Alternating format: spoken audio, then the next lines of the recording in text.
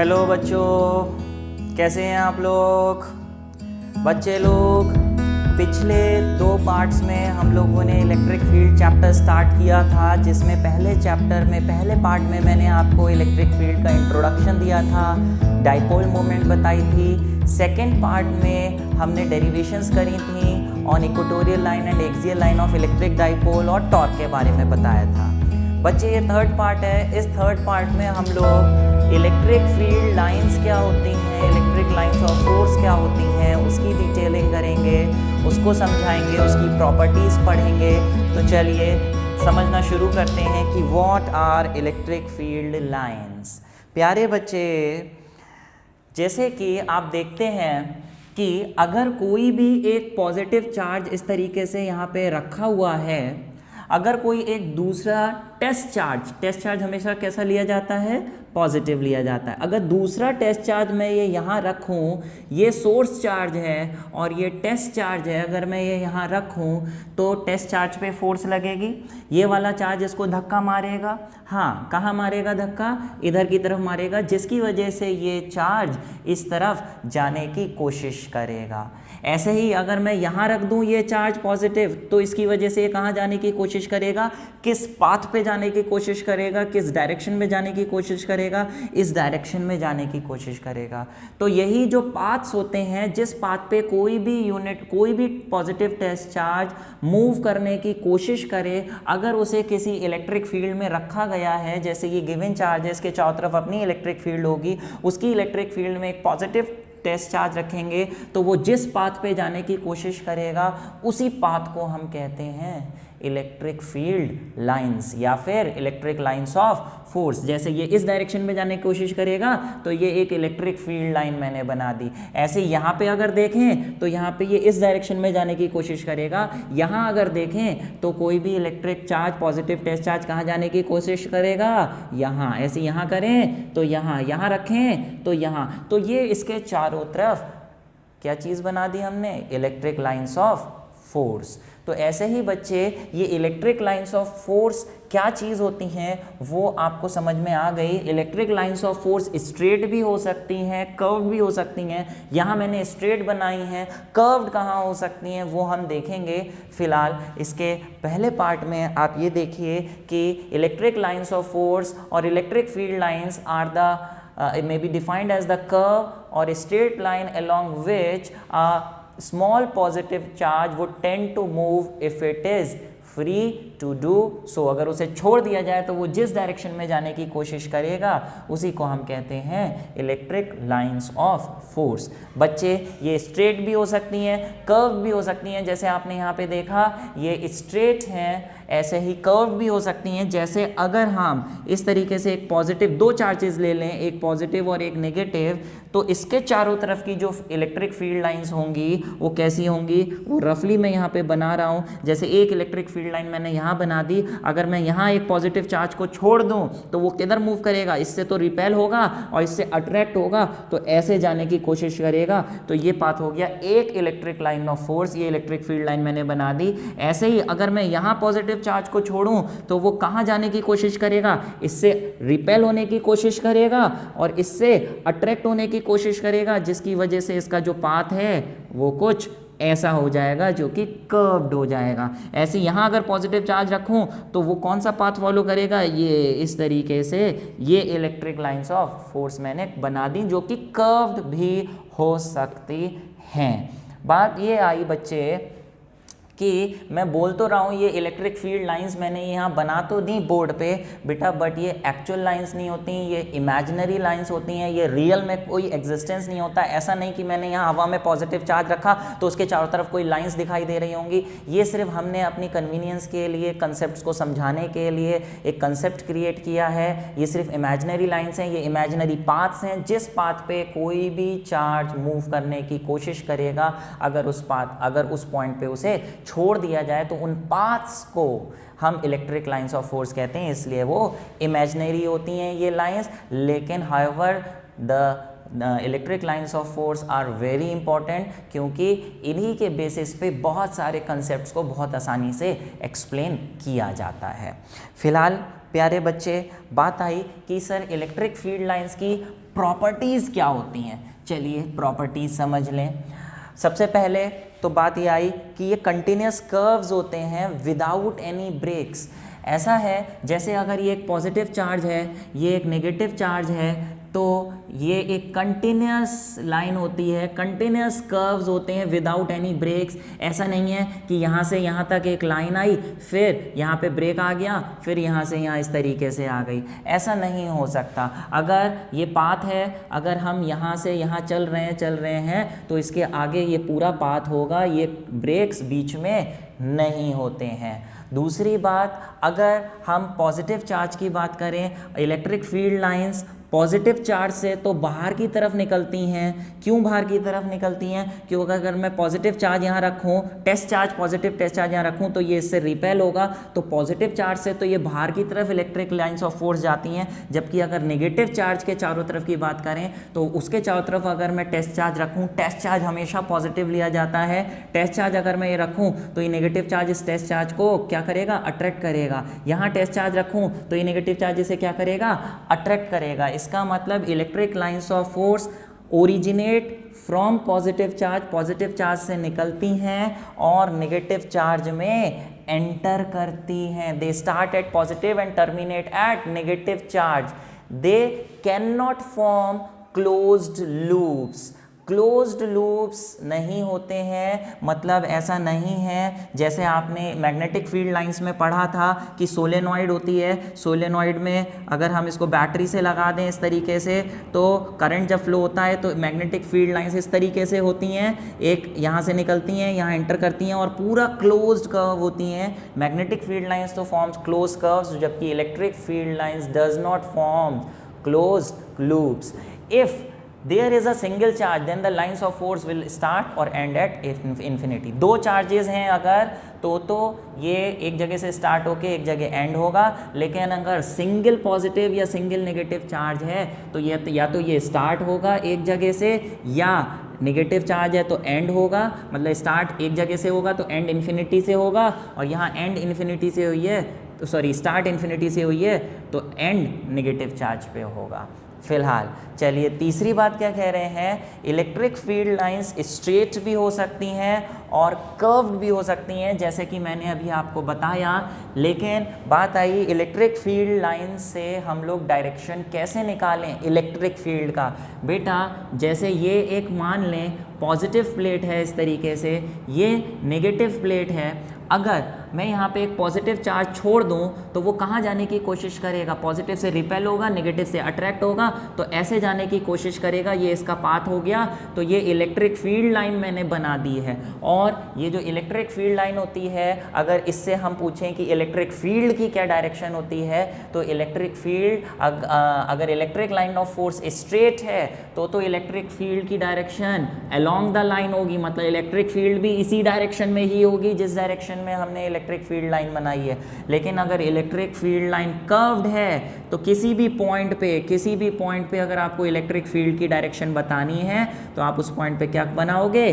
Tangent. उस point पे क्या बनाओगे? टेंजेंट। यानी if the electric field line is curved then the direction of electric field at any point is found by drawing a tangent at that point. बात समझ पा रहे हैं? ये इलेक्ट्रिक फील्ड का डायरेक्शन हो जाएगा। बात आई नेक्स्ट प्रॉपर्टी की। बेटा ये जो दो इलेक्ट्रिक फील्ड लाइंस होती हैं ये कभी भी इंटरसेक्ट एक दूसरे से नहीं करती हैं। जैसे 10th क्लास में आपने पढ़ा था magnetic lines of force never intersect each other, ऐसे ही इलेक्ट्रिक लाइंस ऑफ फोर्स भी इंटरसेक्ट नहीं करती हैं। क्यों नहीं करती हैं आप समझिए बच्चे। जैसे मान लें कि अगर ये इलेक्ट्रिक फील्ड लाइन है, एक ये है और एक ये है, दोनों कर्व मैंने बना ली हैं, फर्स्ट लाइन और सेकंड लाइन इस तरीके से बना ली। मान लें ये दोनों एक दूसरे से इंटरसेक्ट कर गई, तो जिस पॉइंट पे ये इंटरसेक्ट करी हैं उस पॉइंट पे अगर मैं इलेक्ट्रिक फील्ड का डायरेक्शन बनाऊं तो इस वाली कर्व्ड लाइन की वजह से इस पॉइंट पे इलेक्ट्रिक फील्ड का डायरेक्शन आएगा ये टेंजेंट बना के E1। ऐसे ही सेकंड वाली इलेक्ट्रिक लाइन ऑफ फोर्स की वजह से इस पॉइंट पे अगर मैं इलेक्ट्रिक फील्ड का डायरेक्शन पूछूं तो ये टेंजेंट बना के ये आएगा इलेक्ट्रिक फील्ड का डायरेक्शन 2। बेटा एक ही पॉइंट पे दो डायरेक्शंस इलेक्ट्रिक फील्ड के पॉसिबल ही नहीं है। अगर दो डायरेक्शंस हुए इलेक्ट्रिक फील्ड के, इसका मतलब ये होगा कि अगर मैं यहाँ पे पॉजिटिव चार्ज छोड़ दूँ तो वो इधर भी जाएगा इधर भी जाएगा। ये तो पॉसिबल नहीं है कि एक ही पॉइंट पे दो डायरेक्शन में मूव करेगा, कोई भी चार्ज मूव करने की कोशिश करेगा, नहीं, ऐसा पॉसिबल ही नहीं है कि एक पॉइंट पे दो डायरेक्शन हो जाए, दो डायरेक्शन में मूव करे, ऐसा हो ही नहीं सकता। किसी भी एक पॉइंट पे दो डायरेक्शन नहीं हो सकते इलेक्ट्रिक फील्ड के, इसका मतलब वो दोनों इंटरसेक्ट भी नहीं कर सकती, because if they intersect there will be two directions of electric field at the point of the intersection which is not possible, hence they never intersect। बात समझ पा रहे हैं? ओके बच्चे, तो नेक्स्ट प्रॉपर्टीज़ की तरफ हम लोग चलते हैं। नेक्स्ट प्रॉपर्टी क्या है, बोल रहे हैं बहुत इम्पॉर्टेंट प्रॉपर्टी है, और बच्चे ये प्रॉपर्टी कई बार एग्ज़ाम्स में, होम एग्जामिनेशन में, स्कूल्स में और बोर्ड्स में पूछी जाती है। इसको ध्यान से समझिए, इसकी रीजनिंग के साथ इसको पूछा जाता है। कह रहे हैं कि दे ऑलवेज ओरिजिनेट और terminate at right angles to the surface of charge to the surface of conductor. मतलब कोई भी एक कंडक्टर है, वो अगर चार्ज है तो हमने ये तो पढ़ा पॉजिटिव है तो उससे स्टार्ट होंगी और नेगेटिव है तो टर्मिनेट होंगी, लेकिन अगर कोई भी कंडक्टर से इलेक्ट्रिक फील्ड लाइंस निकल रही हैं, मान लें पॉजिटिवली चार्ज है, तो इससे जो इलेक्ट्रिक फील्ड लाइंस होती हैं वो हमेशा सरफेस के 90 डिग्री पर ही स्टार्ट होती हैं या 90 डिग्री पर ही टर्मिनेट होती हैं। ऐसा नहीं है कि यहाँ से अगर इलेक्ट्रिक फील्ड लाइन निकलेगी तो यहाँ से आप ऐसे निकाल देंगे थीटा एंगल पर, ऐसा नहीं है यहाँ से निकलेगी तो ऐसे निकाल दो थीटा एंगल पर, नहीं, यहाँ से निकलेगी तो इस सरफेस के परपेंडिकुलर ही निकलेगी। बोले सर ऐसा क्यों? इसका रीज़न है, रीज़न समझिए इसका क्या है। रीज़न समझाने से पहले एक कंसेप्ट आपको बता दूँ। जैसे मान लें बेटा कहीं पर भी इलेक्ट्रिक फील्ड है, जैसे मान लें ये पॉजिटिव चार्ज है, ये पॉजिटिव प्लेट है, ये नेगेटिव प्लेट है, इसके बीच इलेक्ट्रिक फील्ड लाइंस होंगी जो पॉजिटिव से नेगेटिव रन करेंगी।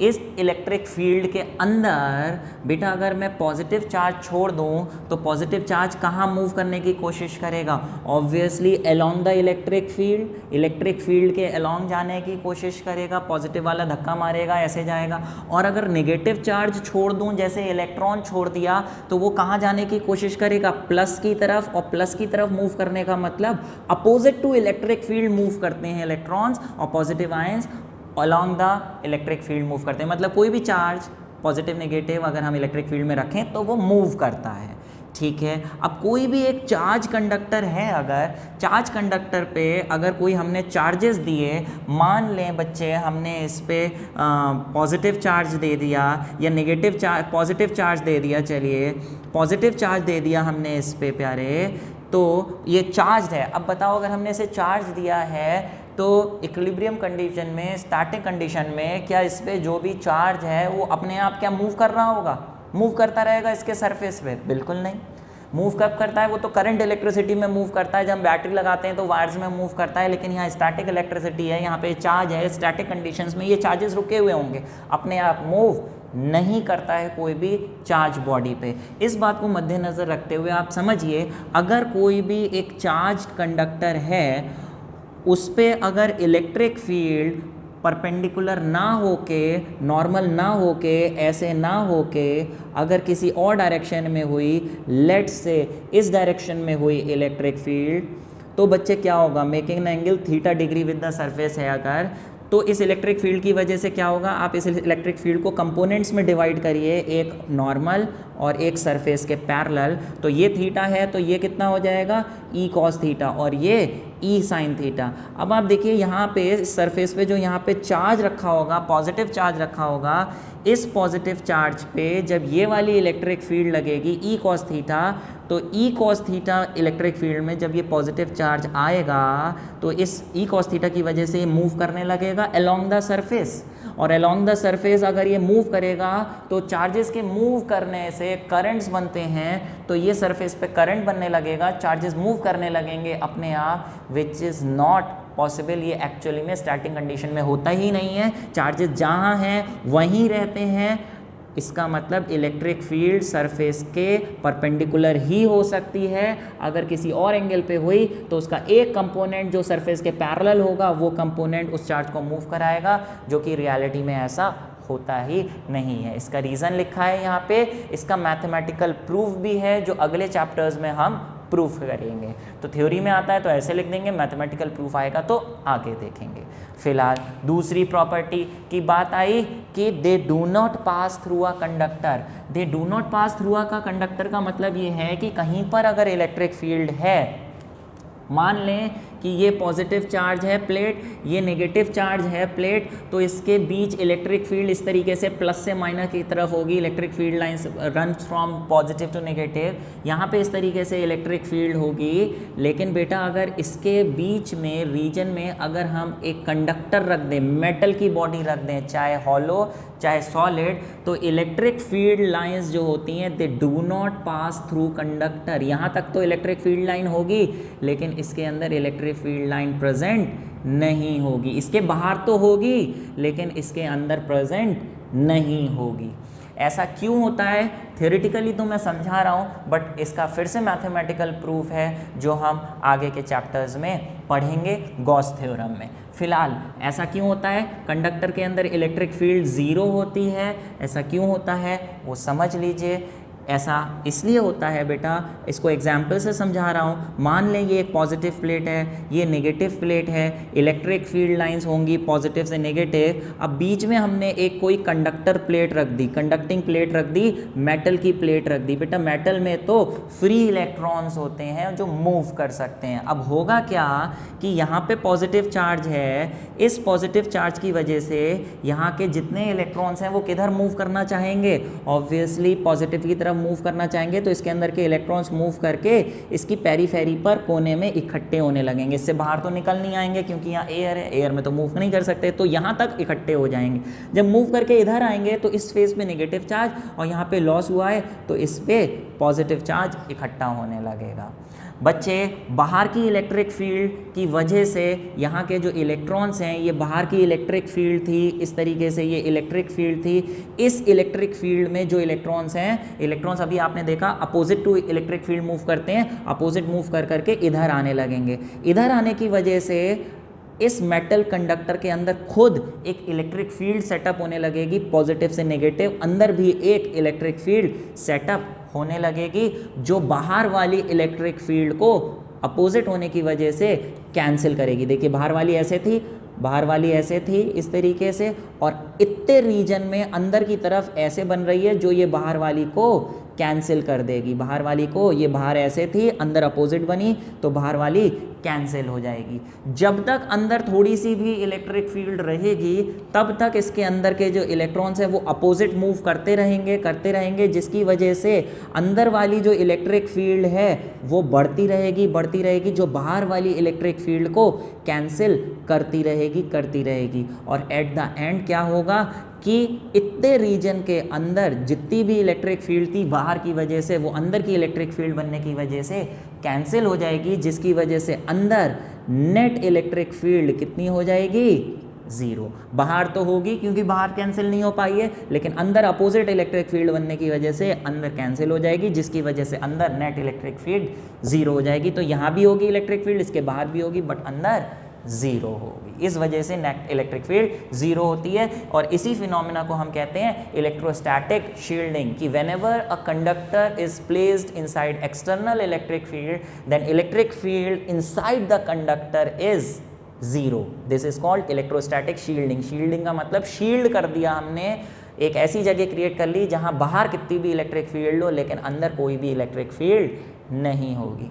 जैसे एग्ज़ाम में क्वेश्चन आया कि आपके पास एक इलेक्ट्रॉनिक गैजेट है, वो उसे आप एक ऐसी जगह रखना चाहते हैं जिससे वो बाहरी किसी भी इलेक्ट्रिक फील्ड से कंजर्व रहे, बाहरी किसी भी इलेक्ट्रिक फील्ड से बचा रहे, किसी इलेक्ट्रिक फील्ड के कांटेक्ट में ना आए, तो आप क्या करेंगे? तो आप कहेंगे सिंपली कि सर हम उसे क्या करेंगे, उस गैजेट को एक हॉलो कंडक्टर के अंदर रख देंगे, मेटलिक कंडक्टर के अंदर। ऐसा करने से बाहर कितनी भी इलेक्ट्रिक फील्ड हो लेकिन अंदर बिल्कुल भी इलेक्ट्रिक फील्ड नहीं आएगी। इसे हम कहते हैं इलेक्ट्रोस्टैटिक शील्डिंग। फिर से बोल रहा हूँ, अंदर इलेक्ट्रिक फील्ड ज़ीरो होती है, इसका मैथमेटिकल प्रूफ भी है जो हम गॉस थ्योरम में पढ़ेंगे।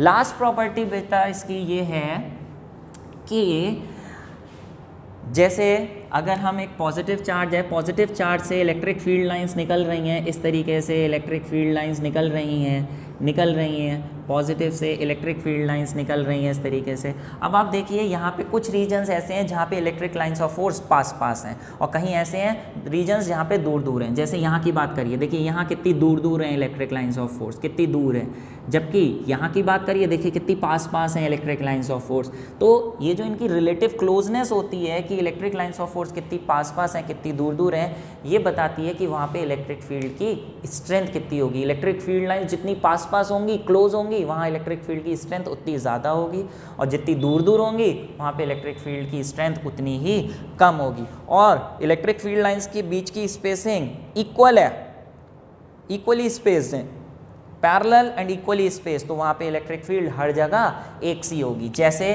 हम ये बनाते हैं, प्लेट्स बनाते हैं, एक पॉजिटिव प्लेट और एक नेगेटिव प्लेट, तो इसमें हम इलेक्ट्रिक फील्ड लाइंस इस तरीके से ऐसे बनाते हैं। तो आप देखिए ये पैरेलल हैं और पैरेलल होने के साथ साथ इक्वली स्पेस हैं, तो यहाँ पे हर जगह इलेक्ट्रिक फील्ड एक सी होगी, और इसे हम कहते हैं यूनिफॉर्म इलेक्ट्रिक फील्ड। तो कभी भी आपको ड्रॉ करने को आ जाए कि यूनिफॉर्म इलेक्ट्रिक फील्ड बनाइए, तो सिंपली पैरेलल लाइंस बना दीजिए और उसके ऊपर लिख दीजिए ये इलेक्ट्रिक फील्ड यूनिफॉर्म है। समझ पा रहे हैं? ठीक है।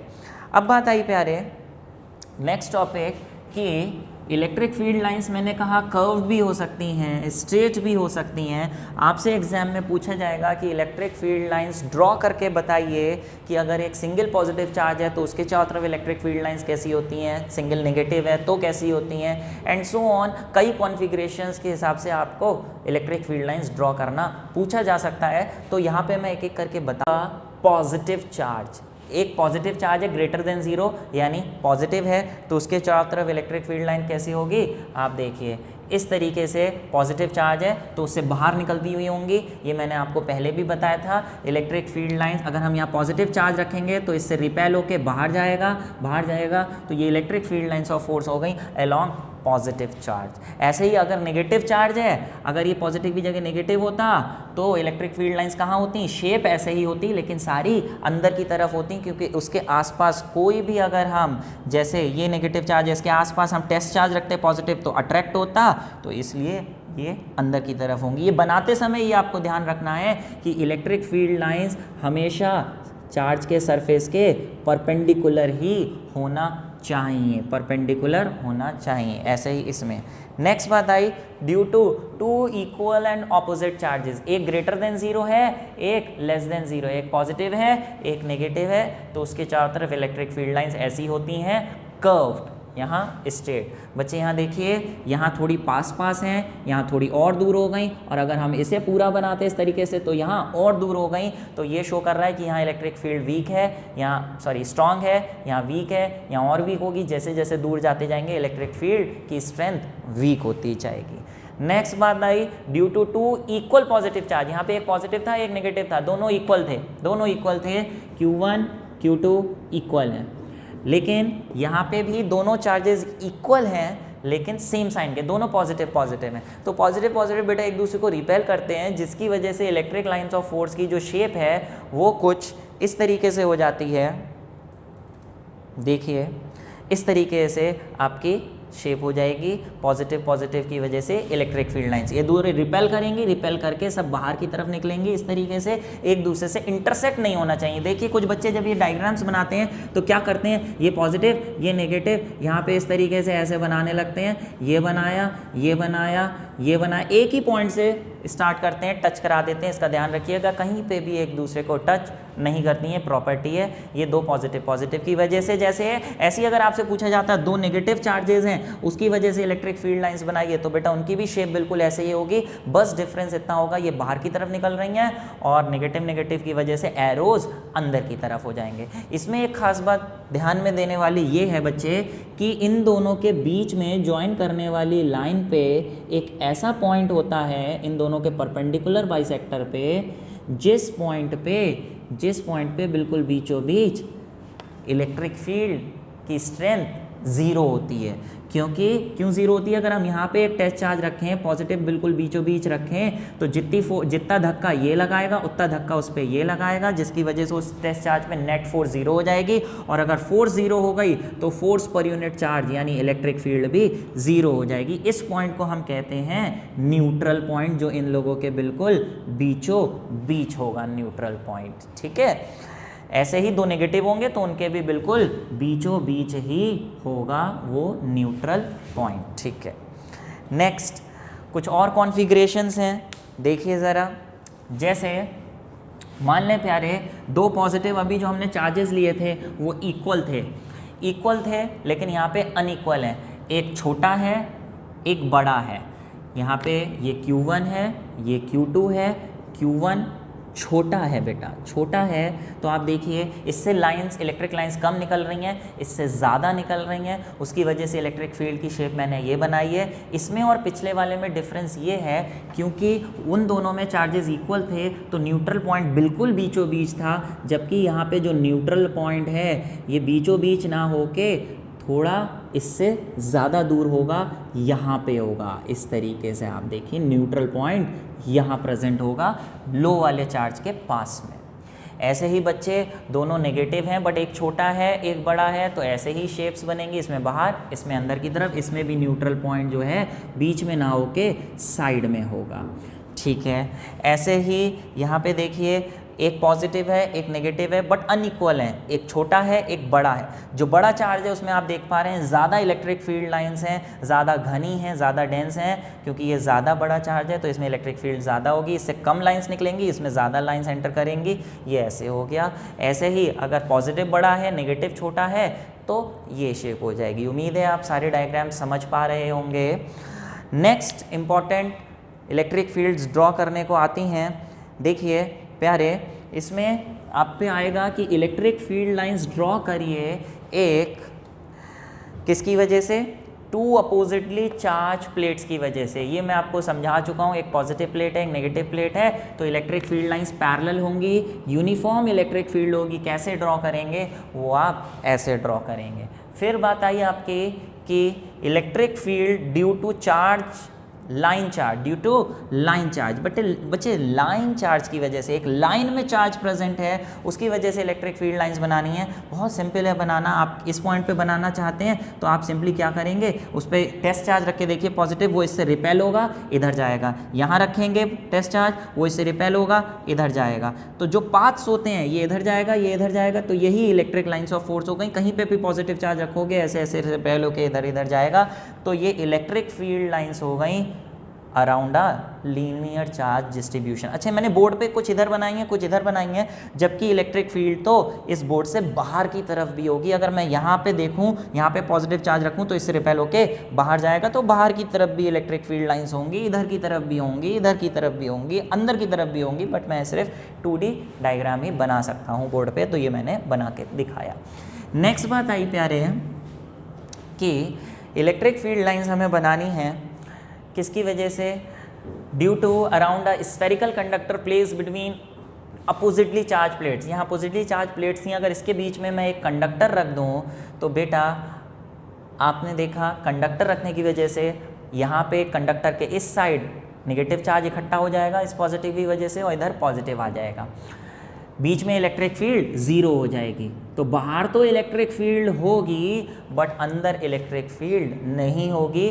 लेकिन एक बात ये है, तो बाहर जो आपने इलेक्ट्रिक फील्ड बनानी है वो स्ट्रेट लाइंस नहीं बनानी है, थोड़ी उनकी कॉन्फ़िगरेशन चेंज हो जाती है, कर्व्ड हो जाती हैं बाहर की तरफ। और तो और ये भी ध्यान रखिए ज़रा कि ये इस तरीके से ये जो सरफेस है, ये जो इलेक्ट्रिक फील्ड लाइन आ रही थी ये इस सरफेस के हमेशा 90 डिग्री पर ही टर्मिनेट या ओरिजिनेट होएंगी, 90 डिग्री पर। इसका आप ध्यान रखिएगा, ठीक है।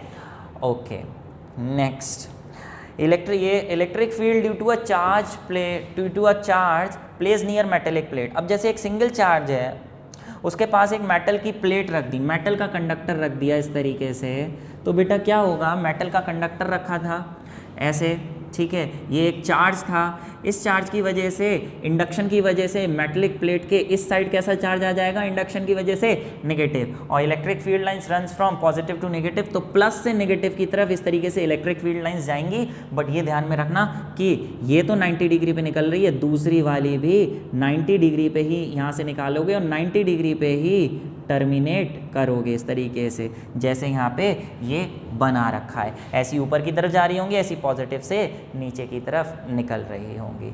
तो ये आपका इलेक्ट्रिक फील्ड चैप्टर था जिसकी थ्योरी मैंने बताई आपको। इसके बाद जितना भी मैंने समझा दिया है आपको, उसके हम न्यूमेरिकल्स कराएंगे। उसके बाद इसके अगले टॉपिक पे गॉस थ्योरम्स पे चलेंगे। तो बच्चे एक बार इसको समझ लीजिए, फिर से नोट्स बना लीजिए, और इसके बाद मैं न्यूमेरिकल्स कराने वाला हूँ। और हाँ बच्चे, अगर ये सारी चीज़ें आपको समझ में आई हैं, अच्छा लगा है, तो क्या करना है, press the thumb button and subscribe to my channel and press the bell icon, ताकि आपके पास डायरेक्ट नोटिफिकेशंस आते रहें जैसे ही मैं आपके लिए अगली वीडियो अपलोड करूँ। Thank you very much and all the best for your